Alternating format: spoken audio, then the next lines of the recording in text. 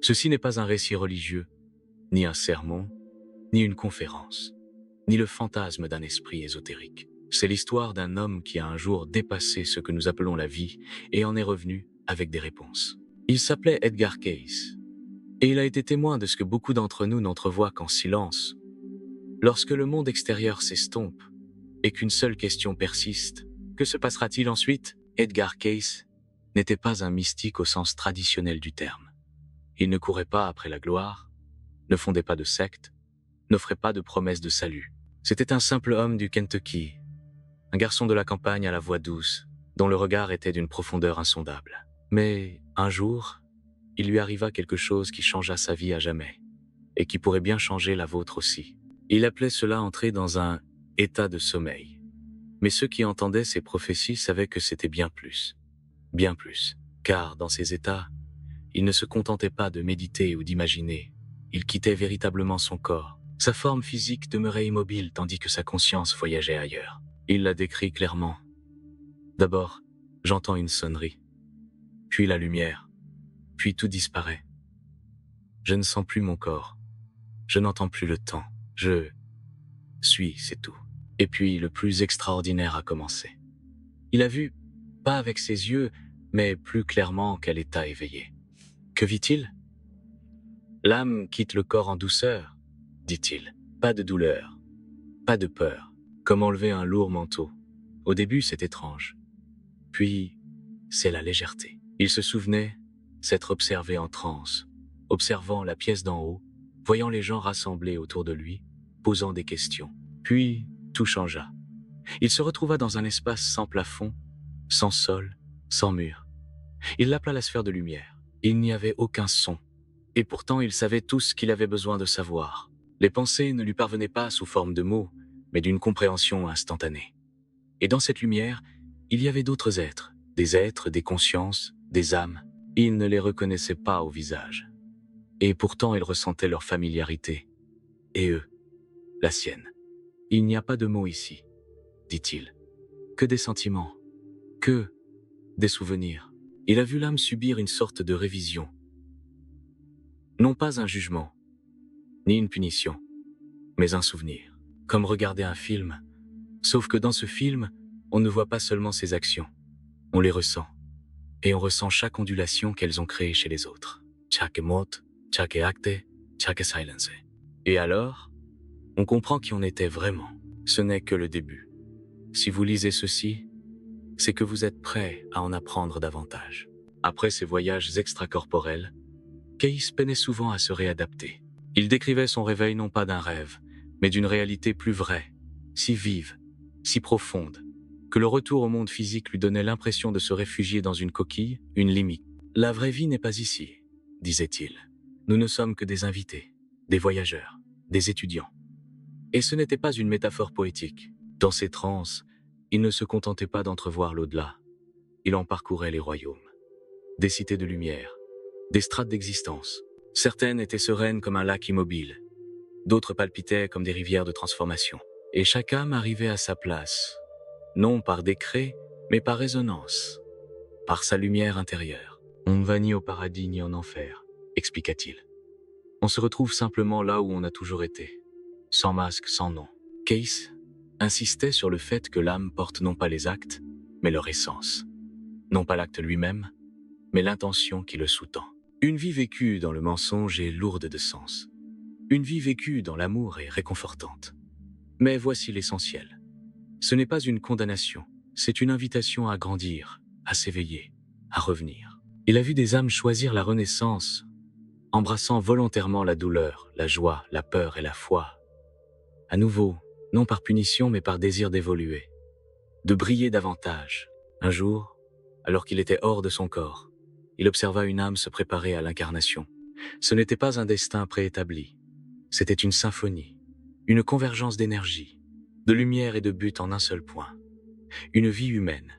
Et il réalisa, nous ne sommes pas le fruit du hasard, aucun de nous, nous sommes des choix. Vous venez ici, dit-il, parce qu'il y a quelque chose en vous que seule la Terre peut révéler. Et c'est là que la vérité la plus essentielle émerge. Les révélations de Cayce n'avaient rien de grandiloquent. Il ne prêchait pas. Il ne disait pas « croyez ».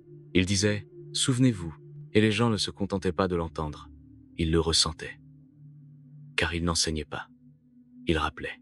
Parfois, après ces transes, il pleurait, non pas de peur, mais de la réalité accablante de ce qu'il avait touché. Une réalité si dure que la vie terrestre lui semblait un rêve. Le plus dur, admettait-il, ce n'est pas de mourir, c'est de revenir et de vivre comme si on ne savait pas, quand on le sait. Si les gens se souvenaient de qui ils sont, a-t-il dit, ils cesseraient d'avoir peur de la mort. Car la mort n'est pas une fin, c'est le début de quelque chose de plus réel que cela. Maintenant, la question demeure. Voulez-vous savoir ce qu'il a vu ensuite? La transition. Un jour, au cours d'une de ses transes les plus profondes, Edgar Cayce vit bien plus que les royaumes de l'au-delà. Il fut témoin du moment même où l'âme quittait le corps. Il le décrivit non pas comme une rupture violente, mais comme une douce libération, comme une expiration finale après avoir retenu sa respiration trop longtemps. À cet instant, tout change. Vous n'êtes plus dans le corps, et pourtant vous existez, plus conscient, plus vivant, percevant sans les filtres de la douleur ou des limitations. Au début, dit-il, on se voit soi-même, son corps, les gens qui nous entourent, mais on a l'impression que tout cela est lointain, comme si cela ne nous appartenait plus. Puis, la lumière appelle. Non pas une lumière aveuglante, mais une lumière chaleureuse. Elle n'exige rien, elle invite par sa paix. Ceux qui rencontrent l'âme ne sont pas des anges ni des proches disparus depuis longtemps, mais des présences, des êtres impossibles à décrire avec des mots, car ils n'ont pas de forme. Pourtant, on les ressent, comme on ressent l'amour, sans preuve, sans aucun doute. C'est une reconnaissance, comme un retour à une maison qu'on avait simplement oubliée. Mais ce ne sont pas que des retrouvailles. C'est un bilan, ni jugement, ni punition. Au contraire, votre vie se déroule devant vous, non pas sous forme d'événements, mais d'émotions. Chaque joie, chaque blessure que vous avez causée ou portée, chaque acte d'amour silencieux, vous le ressentez non comme une accusation, mais comme une compréhension. Si vous avez blessé quelqu'un, vous ressentirez sa douleur. Si vous avez aimé, vous ressentirez cet amour amplifié, non déformé par les mots ou l'ego. Ce n'est pas Dieu qui te juge, murmura Cayce. C'est toi, débarrassé de toute peur et de toute excuse, qui te demande. Suis-je devenu celui que je voulais être? Certaines âmes, disait-il, refusent d'avancer. Accrochées à des vies inachevées, au chagrin ou à l'attachement, elles s'attardent dans ce qu'il appelle la lumière grise, des limbes sans peur, mais sans paix, tel un couloir sans porte, jusqu'à ce qu'elles choisissent de s'en libérer ou de revenir. Les niveaux de lumière, ce qui suivit le stupéfia encore davantage. Il décrivit des niveaux d'existence, non pas des paradis ou des enfers, mais des plans vibratoires où les âmes se rassemblent selon la lumière qu'elles avaient cultivée durant leur vie. Non pas la richesse, ni le statut, mais la pureté de leurs intentions, leur capacité à aimer même, au prix de tout. On ne se lève pas, insista-t-il. On se souvient, et en se souvenant, on devient. Ici, sa voix baissait, comme s'il partageait un secret trop vaste pour être exprimé par des mots. Au-delà de ces niveaux, il y a un silence, non pas vide, mais vivant, comme la respiration de l'univers. Ni forme, ni nom, ni passé. Juste l'âme dans son éclat originel. Je ne peux pas le décrire, admit-il. C'est comme fusionner avec la source, où vous et Dieu ne faites plus qu'un. Mais pour y parvenir, prévenait-il, l'âme doit se libérer. Et c'est là tout le combat. Même après la mort, nous nous accrochons à nos ressentiments, à nos identités, à nos peurs d'être oubliés. Tout cela devient un poids qui nous ancre dans des vibrations plus basses. Il vit des âmes accueillies par des aides, non pas des sauveurs, mais des miroirs, leur rappelant. Vous êtes plus que vous ne le pensez. Vous n'êtes pas seul. Certaines se virent proposer de futures incarnations, non pas comme des sentences, mais comme des opportunités, adaptées à ce qu'elles étaient prêtes à affronter. Et étrangement, beaucoup choisirent de revenir, malgré la souffrance de la terre. Car là, sous cette lumière, elles se rappelèrent. La vie n'est pas souffrance. C'est un cadeau, une chance d'aimer, de grandir, de se souvenir. L'âme ne revient pas pour souffrir, disait Cayce. Elle revient pour devenir. La carte de l'âme, sa plus grande révélation, rien n'est dû au hasard. Ni nos parents, ni nos difficultés, ni nos amours les plus profonds. Les âmes choisissent leur chemin, leurs défis, leurs chagrins, comme des actes de foi en leur propre croissance. Tu n'es pas un corps en quête de sens, a-t-il dit. Tu portes un sens en portant un corps. Parfois, il parlait de manière énigmatique, comme s'il gardait des vérités que tout le monde n'était pas prêt à entendre. La vérité ne réside pas dans ce qui se passe après la mort, mais dans la façon dont on vit. Il n'y a pas de mort, seulement un changement de chambre. Le plus dur n'est pas de mourir, c'est d'être soi-même. Ce qu'il avait entrevu n'était pas seulement une vie après la mort, c'était une carte, avec des carrefours où nous oublions et des moments où nous nous souvenons. L'éveil. La plus grande douleur de l'âme, disait-il, n'est pas de perdre le corps, c'est d'oublier sa nature. La plupart vivant endormis, craignant de se réveiller. Mais c'est pour cela que nous nous incarnons. Dans une transe glaçante, il décrivit une âme se tenant devant non pas un juge, mais son propre potentiel, la personne qu'elle aurait pu être. Le fossé entre les deux, à chaque instant, elle choisissait la peur plutôt que l'amour. L'autre côté est un miroir, dit-il. Il pose une question. Avez-vous vécu avec un cœur ouvert? On le qualifiait de prophète. Il refusait ce titre. Je me souviens juste d'un peu plus, disait-il. Alors, je dois partager. Lapo. Au cours de ces dernières années, il devint plus discret. Certaines vérités, pensait-il, ne pouvaient être portées que dans le silence. Tu n'as pas besoin d'être parfait, murmura-t-il un jour. Tu dois être authentique. Au-delà de la mort, affirmait-il, il n'y a ni registre, ni épreuve, juste vous, brute et sans filtre, répondant. Es-tu devenu toi-même? Eh bien, des âmes reviennent non pas pour expier, mais pour aimer plus fort, pour achever ce qu'elles ont commencé. Chaque crise, a-t-il dit, n'est pas une punition, c'est un coup de pouce. Tu t'es éloigné de toi-même, reviens. Il a laissé des milliers de transcriptions, mais son véritable héritage résidait dans son regard. La certitude que nous participons tous à un vaste éveil, que même les plus perdus entendront l'appel, non pas de l'extérieur, mais de l'intérieur. Ne me croyez pas, insistait-il. Posez-vous la question. Écoutez, là où s'arrêtent les pensées, commence la mémoire de qui vous êtes. Si ces mots éveillent en vous quelque chose, même faiblement, ne l'ignorez pas. Ceci est votre invitation. Pas une coïncidence. Un signe. Bonus, La Revelation Finale.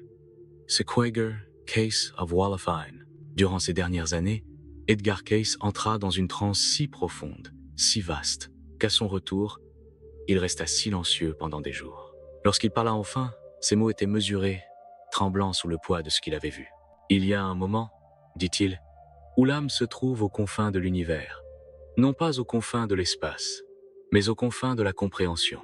Et là, elle réalise quelque chose qui brise toutes les peurs, tous les doutes, toutes les limites que nous nous sommes imposées. Il a décrit un éclair de clarté absolue, où chaque âme, aussi perdue ou brisée soit-elle, se souvient soudain, non seulement de ses vies passées, non seulement des leçons, mais de sa véritable origine. Nous ne sommes pas de simples voyageurs de passage, a révélé Cayce.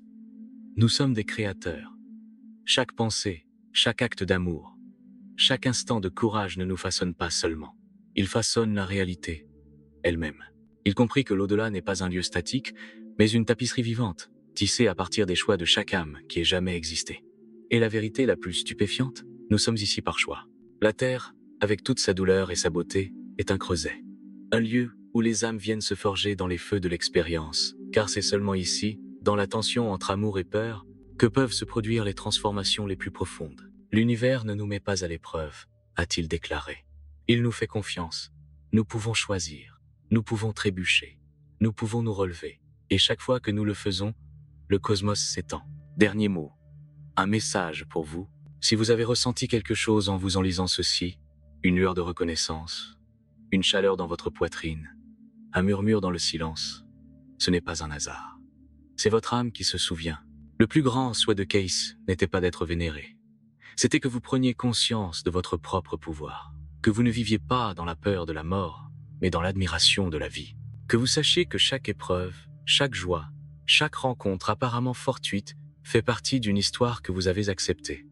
Une histoire qui mène, toujours, à l'amour. Voici donc l'invitation, non pas de Cayce, mais de l'univers lui-même. Fermez les yeux, respirez, et demandez-vous, non pas avec votre esprit, mais avec votre cœur.